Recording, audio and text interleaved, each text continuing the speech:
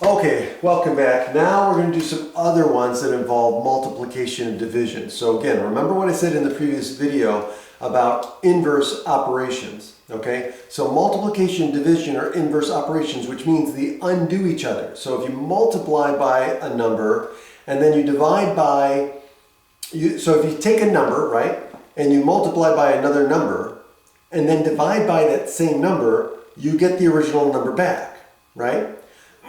Or if you divide by a number and then multiply by the same number, again, you get the original number back, okay? So that's the multiplication property that we're going to use for equality, okay? So again, the whole premise of this thing is the idea of the equality principle, right? How do you get equivalent equations? By making sure that whatever you do on one side of the equation, you do the exact same thing on the other side of the equation.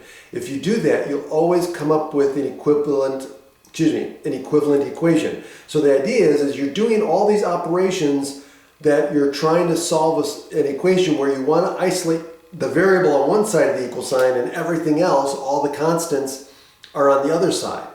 Okay, and once you do that, you've solved the equation. So let's do these. Okay, so here I've got this equation here, 27 equals negative 3 times, right? So this represents multiplication here, right?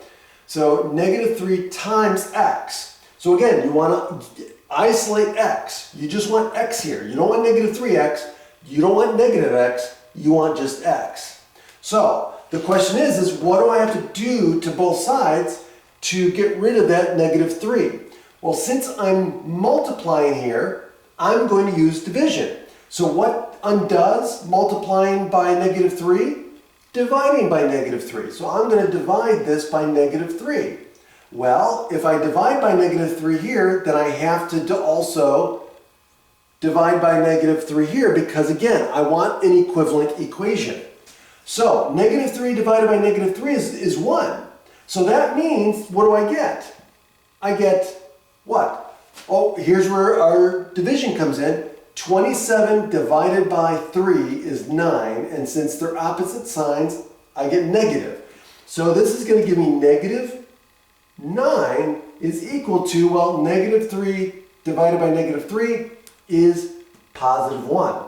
So I get x, which is the same as x equals negative 9.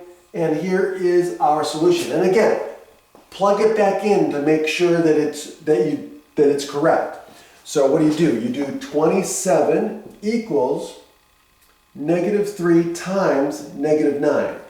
And so 27 equals 27 because negative times a negative is positive, and 3 times 9 is 27, and you get the correct answer. So it's a true statement.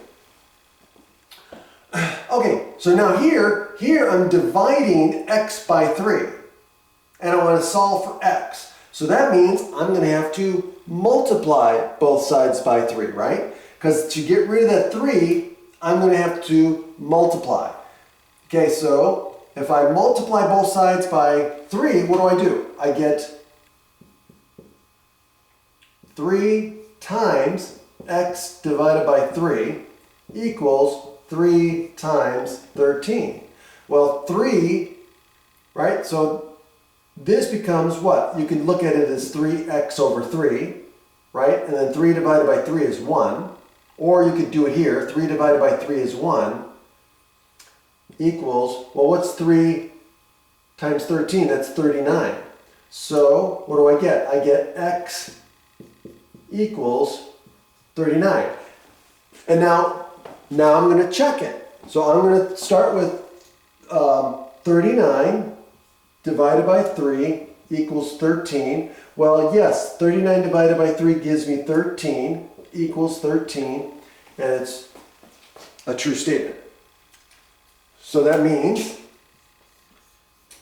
x equal to 39 is the solution.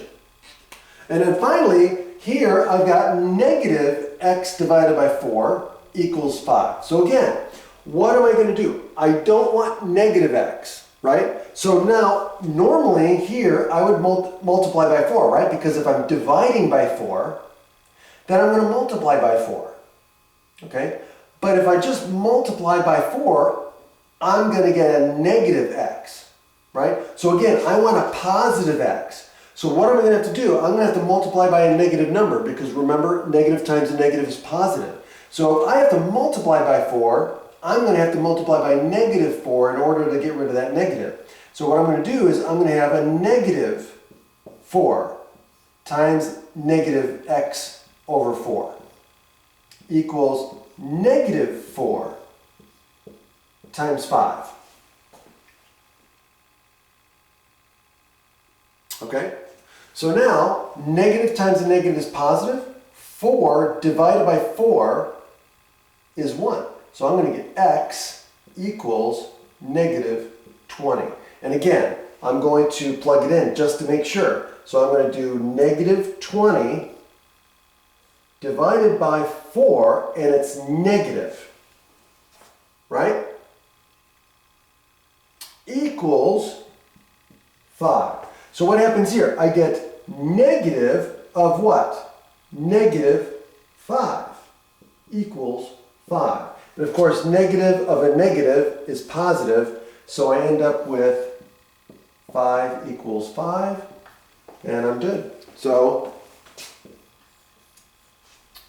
x equals negative 20 is a solution. Have a great day.